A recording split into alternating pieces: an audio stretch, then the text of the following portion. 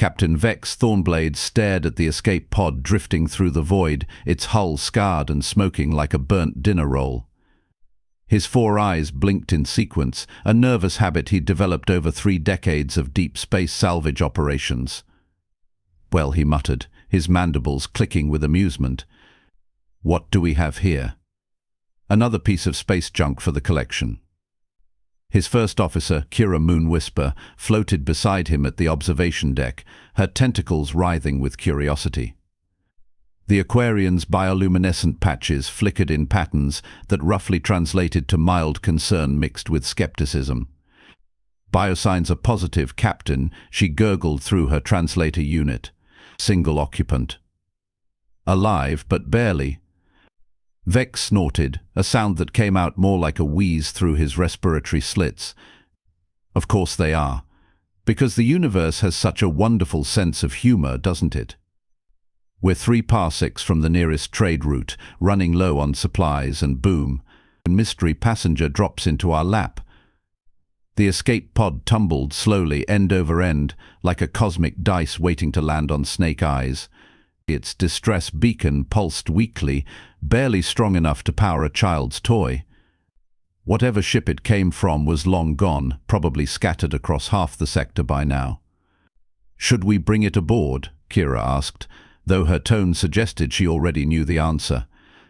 The Galactic salvage code was clear about rescue operations, even if they were inconvenient. "Do we have a choice?" Vex grumbled, already heading toward the bridge.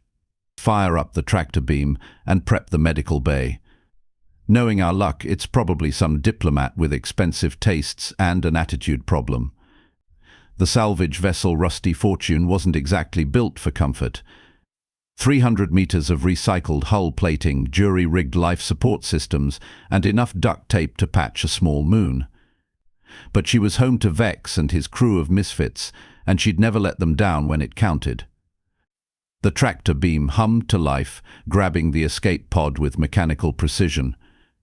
Within minutes, they had it secured in the cargo bay, surrounded by the usual collection of space debris and salvaged components that kept their operation running. Vex approached the pod cautiously, his scanner chirping softly as it analyzed the occupant. What he saw made his blood run cold. "Kira," he called out, his voice tight with disbelief. "You need to see this." The Aquarian glided over, her tentacles already reaching for her own scanning equipment. "What is it, Captain? Some kind of exotic species?" "Worse," Vex whispered, staring at the readout. "It's a human." The silence that followed was so profound you could have heard a pin drop in the vacuum of space. Humans were legends, myths, stories told in late-night cantinas to scare young spacers. They came from Terra, the legendary Deathworld where everything was trying to kill everything else, where gravity could crush bones and radiation levels would fry most species in minutes. Most civilized beings assumed they were extinct, wiped out by their own violent nature or consumed by the hostile environment they called home. The fact that one was floating in their cargo bay, alive and breathing, was like finding a dragon in your garage. "Are you absolutely certain?" Kira asked, her translator struggling with the tremor in her voice. Vex double-checked his readings, then triple-checked them for good measure. Bipedal, carbon-based, internal skeleton, single heart pumping red blood. "All the markers are there. This is definitely a human." The pod's seals hissed as the atmospheric equalizers finished their work. Through the transparent aluminum viewport, they could see the occupant clearly now. Small, even by human standards, with dark hair and pale skin marked by cuts and bruises. Couldn't be more than 12 standard years old, if the anatomical databases were accurate. "It's just a child," Kira breathed, her bioluminescent patches shifting to patterns of sympathy and concern. Vex felt something twist in his chest, an emotion he hadn't experienced in years. The kid looked so fragile, so vulnerable, lying there in the pod's medical harness. Nothing like the terrifying death-dealing monsters from the stories. "Open it up," he ordered, reaching for his sidearm out of habit, then thinking better of it. Slowly. The pod's emergency locks disengaged with a soft click, and the lid rose with a gentle pneumatic hiss. The child stirred, eyelids fluttering, and Vex found himself holding his breath. Brown eyes opened, scanning the cargo bay with remarkable alertness for someone who'd just survived a shipwreck. The kid sat up slowly, wincing at what were probably a dozen different injuries, and looked directly at Vex. "Thank you," the child said in perfect Galactic standard, voice hoarse but steady. "I wasn't sure anyone would find me out here." Vex's mandibles nearly fell off his face. "You speak standard?" A small smile crossed the kid's features. "My name is Alex Terra. I've been traveling with a research team for the past 2 years. We were attacked by pirates near the Helios Nebula. I think I'm the only survivor." "Alex Terra," Vex repeated, testing the strange human name on his tongue. "I'm Captain Vex Thornblade. This is my first officer, Kira Moonwhisper. Welcome aboard the Rusty Fortune." Alex stood up from the pod, moving with a grace that seemed impossible for someone so young. The kid was wearing a simple jumpsuit, torn and stained but obviously well made. Around the neck hung a small pendant, some kind of metal disc with symbols Vex didn't recognize. "I don't suppose you have any food?" Alex asked with the kind of polite hopefulness that only children could manage. "I haven't eaten in about 3 days." Kira's tentacles twitched in what passed for laughter among her species. "Of course you're hungry. Come on, little one. Let's see what we can find in the galley." As they made their way through the ship's narrow corridors, Vex couldn't shake the feeling that their lives had just taken a very sharp turn into the unknown. Humans were supposed to be dangerous, unpredictable, capable of violence that would make a Krogan warrior think twice. But this kid... Alex seemed almost normal. Polite, intelligent, maybe a little too calm for someone who'd just survived a pirate attack. It was unsettling in ways Vex couldn't quite put his finger on. The galley was a cramped space barely large enough for the 3 of them, but with a food processor that had seen better decades and a table that wobbled unless you knew exactly where to put your elbows. Alex sat down carefully, still favoring what looked like bruised ribs. "So," Vex said, trying to sound casual while the processor hummed to life, "research team, you said." "What kind of research?" Alex's expression grew thoughtful. "Archaeological survey. We were studying pre-spaceflight civilizations in the Outer Rim territories." "Fascinating stuff, really. Did you know that most species develop mathematics before they develop written language?" "Humans are actually unusual in that regard." Kira set a steaming bowl of Nutri-Paste in front of the kid, the standard emergency ration that tasted like cardboard but contained everything a growing body needed. Alex took a spoonful, made a face that suggested cardboard would be an improvement, but kept eating anyway. "Your species is unusual in a lot of regards," Vex muttered, settling into the chair across from their unexpected guest. "Most people think humans are extinct." "We're rare," Alex admitted between spoonfuls. "Terra isn't exactly welcoming to visitors, and most humans prefer to stay close to home. But some of us are curious about the galaxy. My parents were xenobiologists. They believed that understanding other species was the key to understanding ourselves." "Were?" Kira asked gently. Alex's spoon paused halfway to the kid's mouth. "They died in a lab accident when I was 8. The research team took me in after that. Dr. Yilan said I had a natural aptitude for archaeological analysis." The matter-of-fact way Alex delivered this information made Vex's heart skip a beat. No tears, no dramatic pause, just a simple statement of loss that spoke of emotional wounds far deeper than any physical injury. "I'm sorry," he said, meaning it. Alex shrugged, the gesture carrying more weight than it should have been able to. "It happens. Life is dangerous, even when you're trying to be careful.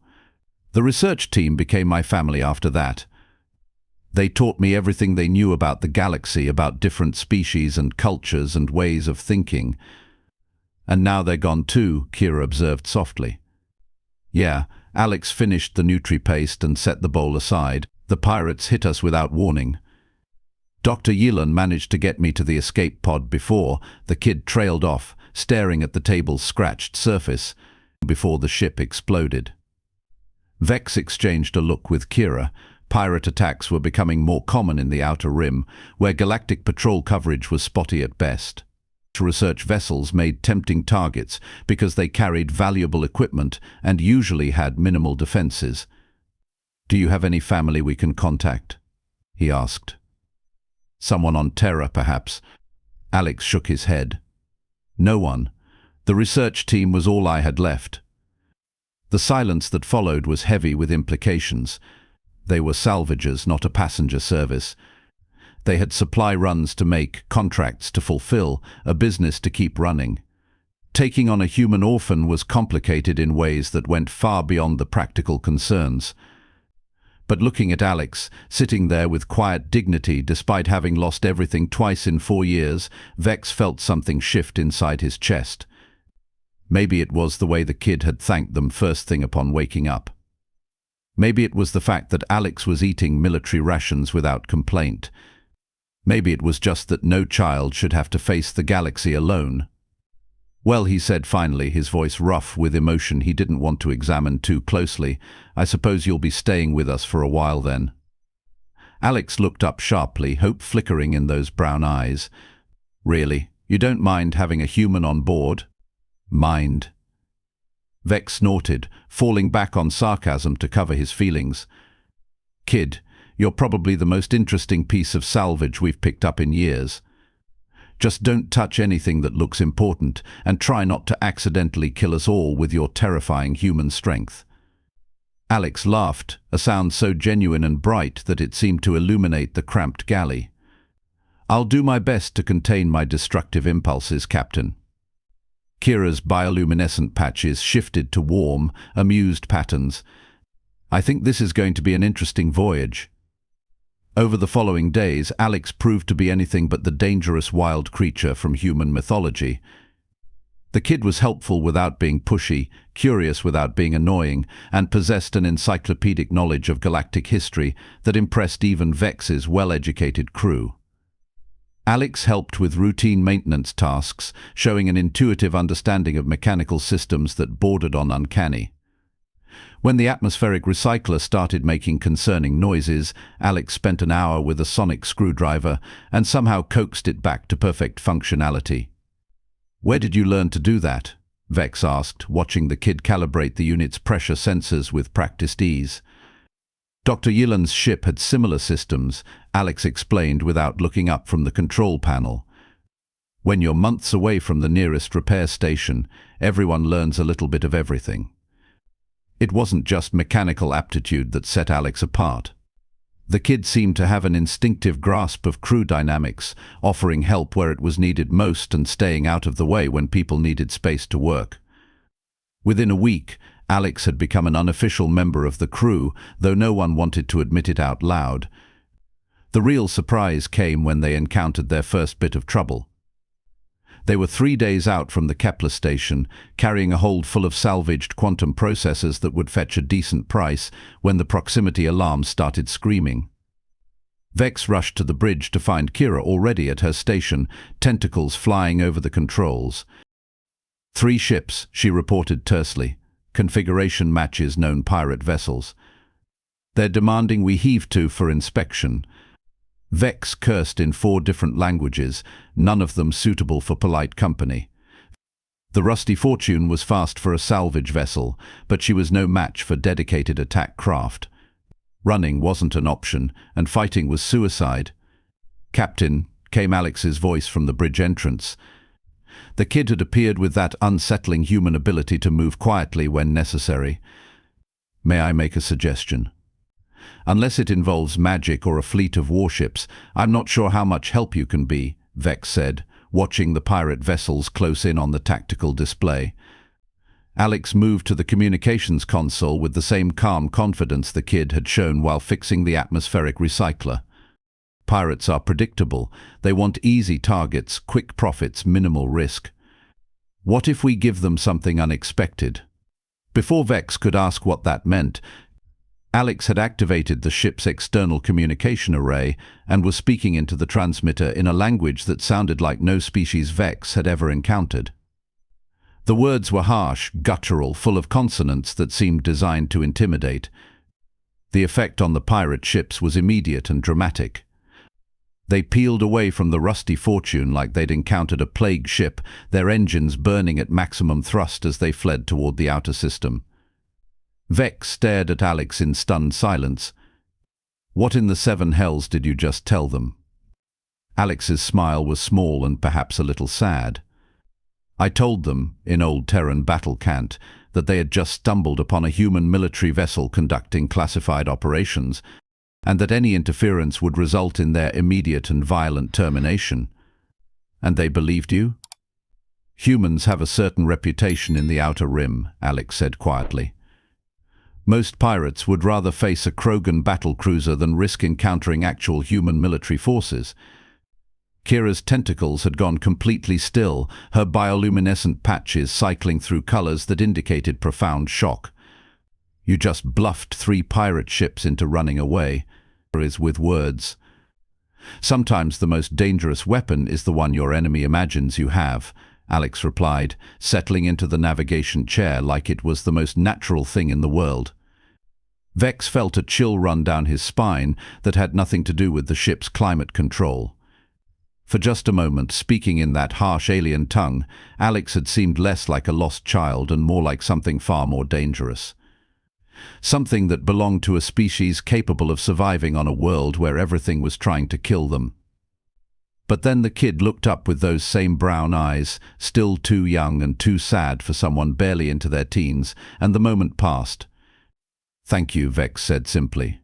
Alex nodded, then turned back to the navigation display. "Kepler Station is still 3 days out.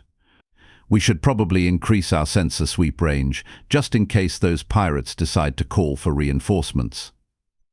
As the crisis passed and the crew returned to their normal duties, Vex found himself wondering what they had really rescued from that escape pod. Alex was definitely human, that much was certain. But humans, it seemed, were far more complex than the simple monsters of legend. The kid was polite, helpful, intelligent, and apparently capable of scaring off armed pirates with nothing but a few words in an ancient language.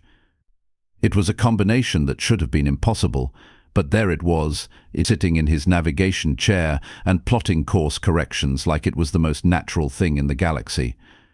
Maybe that was what made humans so dangerous. Not their strength or their aggression, but their ability to be exactly what a situation required them to be.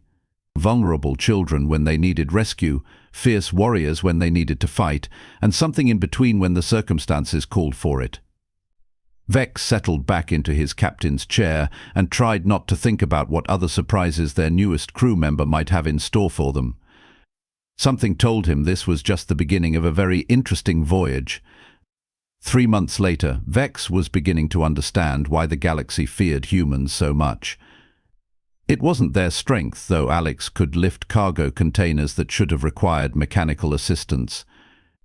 It wasn't their endurance, though the kid could work 18-hour shifts without breaking a sweat. It was their absolute refusal to accept that anything was impossible. "You want to do what now?" Vex asked, staring at the holographic display Alex had constructed in the cargo bay. Alex pointed to the swirling mass of debris that surrounded the abandoned space station. "The Helix Foundry has been derelict for over 40 years. Everyone assumes it's picked clean, but look at these sensor readings. There's still valuable equipment in the lower levels. There's also radiation levels that would cook most species in under an hour," Kira added, her tentacles writhing with nervous energy. "Plus structural instability, automated defense systems that might still be active, and about 1,000 other ways to die horribly." Alex grinned, and Vex felt that familiar chill run down his spine. Over the past few months he'd learned to recognize that particular expression. It meant Alex had found something interesting, and interesting usually meant dangerous. "The radiation is concentrated in the upper reactor levels," Alex explained patiently. "The lower manufacturing sections should be relatively safe." And as for the defense systems, the kid held up a small device that looked like it had been cobbled together from spare parts. "I've been working on an adaptive signal generator. It should be able to mimic authorized access codes. Should be. Vex's voice climbed several octaves. You want to risk our lives on should be? Captain, Alex said, and suddenly the kid's voice carried a weight that seemed far too mature for someone barely into their teens. The Helix Foundry was one of the most advanced manufacturing facilities in this sector. If even half the equipment is still functional, we're looking at enough salvage to buy our own fleet. Marcus Ironforge, the ship's engineer, looked up from the display with his 4 massive arms crossed over his chest. The Goliathan was built like a mobile fortress, with thick grey skin that could shrug off small arms fire and a temperament to match. Kid's got a point, he rumbled in his bass voice. Been running salvage for 30 years, never seen readings like this. But it's suicide without proper shielding. Which is why I'll go alone, Alex said simply. The silence that followed was so profound it seemed to have its own gravitational field. Vex felt his heart skip several beats in sequence while Kira's bioluminescent patches flickered through a rainbow of alarm colors. Absolutely not, Vex said finally. I'm not sending a child into that death trap. Alex's expression didn't change, but something shifted in those brown eyes. With respect, Captain, I'm not asking for permission. I'm informing you of my intentions. The hell you are, Marcus growled, uncrossing his arms and taking a step forward. You're crew now, which means you follow orders like everyone else. And as crew, Alex replied calmly, I have the right to volunteer for hazardous duty. The kid pulled out a data pad and displayed what looked like an official salvage contract. According to Galactic Maritime Law, Section 12, Subsection 4. Vex snatched the pad and scanned the legal text, his mandibles clicking with irritation. Alex was right, of course. The kid had somehow memorized the entire salvage code during those long hyperspace jumps. You sneaky little... Vex trailed off, recognizing the futility of arguing with someone who had apparently inherited the human gift for creative interpretation of regulations. Look, Alex said, sitting on the edge of a cargo container with casual grace. I know this seems reckless, but humans are naturally resistant to most forms of radiation. My cellular structure can handle exposure levels that would be lethal to other species. And if you're wrong, Kira asked softly. Alex shrugged, the gesture now familiar after months of traveling together. Then you collect the insurance money and find a better engineer. This isn't funny, Vex snapped, though part of him was impressed by the kid's casual attitude toward mortal danger. You're talking about exploring a derelict facility that's been abandoned since before you were born. Exactly, Alex said with that unsettling smile. Which means 40 years of technological advancement. I'll have equipment advantages the original builders never considered. Marcus scratched his massive head with one of his secondary arms. What kind of equipment? Alex hopped down from the container and activated another holographic display. Microgravitational dampeners for structural stability, adaptive camouflage that can fool most sensor arrays, and this. The kid held up what looked like a standard emergency beacon, except for the modifications that had turned it into something considerably more complex. Emergency quantum transmitter, Alex explained. If something goes wrong, it'll punch a signal through any interference and give you my exact coordinates. Vex studied the device, noting the precise workmanship and innovative design. Alex had built it from spare parts, somehow managing to combine technologies from 3 different species into something that shouldn't have been possible. You made this yourself? He asked. Humans are good at improvisation, Alex said modestly. It's a survival trait.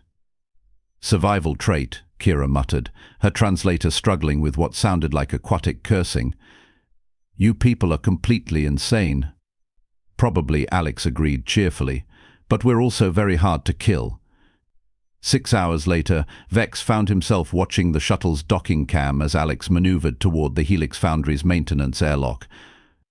The kid moved with mechanical precision, compensating for the station's slow rotation and the debris field that made approach vectors a 3-dimensional puzzle. Docking successful, Alex reported over the comm system. Atmospheric readings are within acceptable parameters. The beginning interior scan now. The video feed from Alex's helmet camera showed corridors that had been dark for decades, filled with the accumulated dust and debris of abandonment. Emergency lighting flickered sporadically, powered by backup systems that had somehow survived 4 decades of neglect. Radiation levels are elevated but manageable, Alex continued, consulting a handheld scanner, proceeding to manufacturing level 7. Vex watched the feed with the kind of nervous tension usually reserved for watching someone defuse a quantum bomb. Every shadow could hide a malfunctioning security drone. Every sound could indicate structural collapse. Every step took Alex deeper into a facility that had already claimed the lives of several salvage crews. "Contact," Alex said suddenly, and the video feed swung toward a corridor junction. Vex's blood ran cold as he saw what the camera had captured.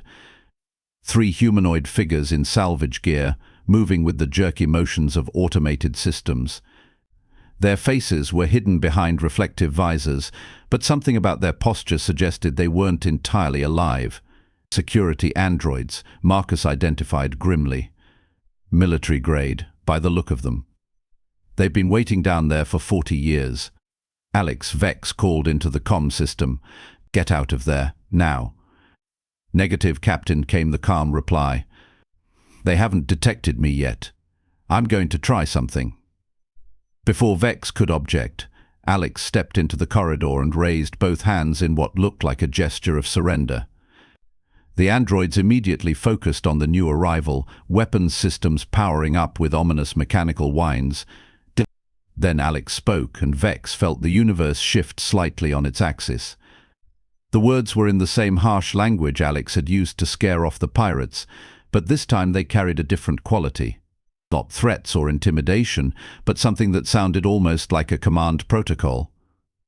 The androids froze mid-motion, their weapons powering down as their systems processed the unexpected input. "What did you just tell them?" Vex whispered. "I identified myself as a Terran Defense Force technician conducting equipment evaluation," Alex replied, walking casually past the motionless androids. Turns out these models were designed with human override codes built into their base programming. Kira's tentacles had gone completely rigid. "You're telling me that human military protocols are embedded in 40-year-old security systems?"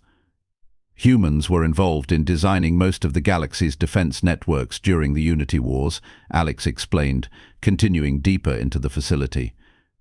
"We have a talent for making sure our technology recognizes us as friendly." Vex exchanged a look with Marcus, both of them beginning to understand something that changed their perspective on galactic history. Humans hadn't just been participants in the ancient conflicts.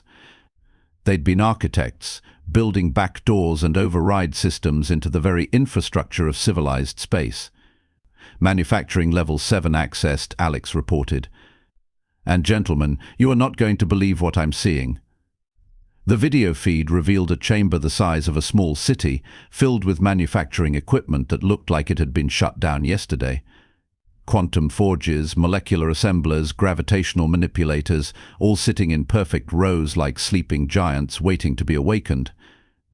"Sweet suffering stars," Marcus breathed.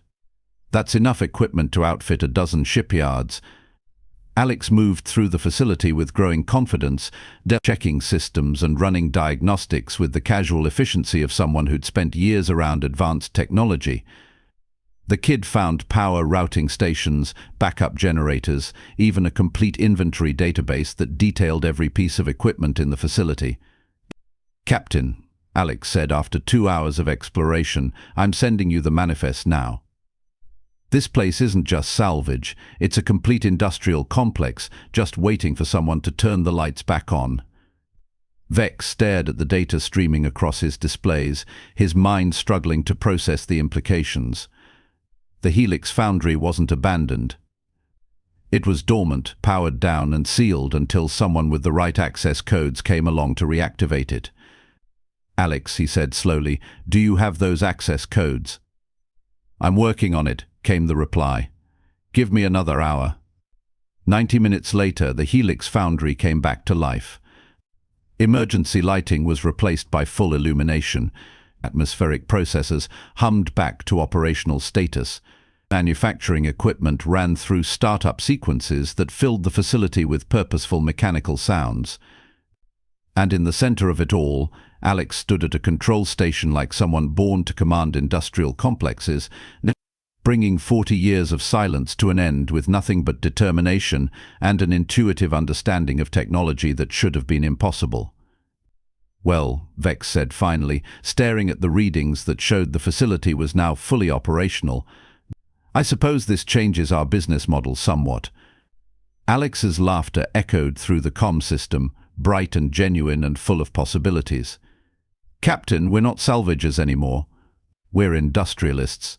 "Industrialists," Kira repeated, her bioluminescent patches shifting to patterns of amazement.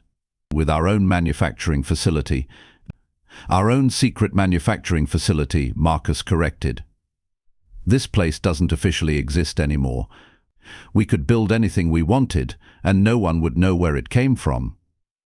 Over the following weeks, as they began the process of fully activating the Helix Foundry, Vex came to understand something fundamental about humans. They weren't just survivors, they were builders, creators, engineers who looked at impossible situations and saw opportunities for improvement. Alex threw himself into the work with an enthusiasm that was infectious. The kid spent 18-hour days learning the facility's systems, optimizing production schedules, and designing modifications that improved efficiency by factors the original builders had never imagined possible. But it was more than just technical competence. Alex had a vision for what the facility could become, not just a source of profit but a foundation for something larger. A place where different species could work together, combining their unique talents to create something greater than the sum of its parts. "You're thinking long-term, aren't you?" Vex asked one evening, finding Alex in the facility's observation deck, staring out at the stars through reinforced transparent aluminum. "My parents used to say that humans are the only species that plants trees for shade they'll never sit in," Alex replied quietly. "I want to build something that will outlast me. Something that will make the galaxy a better place for everyone." Vex settled beside the kid, his four eyes taking in the view of space that had become familiar over months of travel. "And you think this facility can do that?"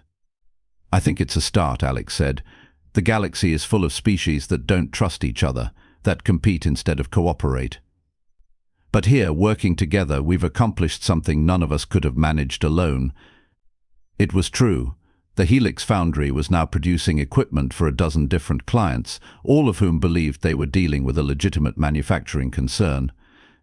Marcus had used his engineering contacts to establish supply chains. Kira had leveraged her family's trading connections to secure raw materials. Vex had provided the business experience to make it all profitable. And Alex had provided the vision to make it all possible. "So what happens now?" Vex asked. "We can't keep this secret forever." Alex smiled, and for once it wasn't the unsettling expression that had become familiar. This was the smile of someone who had found their place in the galaxy, surrounded by people who had become more than just crewmates. "Now we build a family business," Alex said simply. "We show the galaxy that humans aren't monsters to be feared or myths to be dismissed. We're partners, colleagues, friends. We're part of the galactic community, and we're here to stay." Vex felt something warm settle in his chest, an emotion he'd been afraid to name for months. Looking at Alex, no longer the frightened child they'd rescued from an escape pod, but a confident young adult with dreams and determination, he realized they hadn't just gained a crew member, they'd gained a son. "Family business," he repeated, testing the words. "I like the sound of that." Alex reached over and squeezed his shoulder, the gesture carrying years of shared experiences and mutual respect. "Thanks, Dad, for everything." As the stars wheeled overhead and the Helix Foundry hummed with purposeful activity, Vex understood that they had accomplished something remarkable. They'd taken a human orphan and given them a home. In return, Alex had given them a future none of them had ever imagined possible. The galaxy was about to discover that humans weren't the monsters of legend. They were something far more dangerous to the status quo.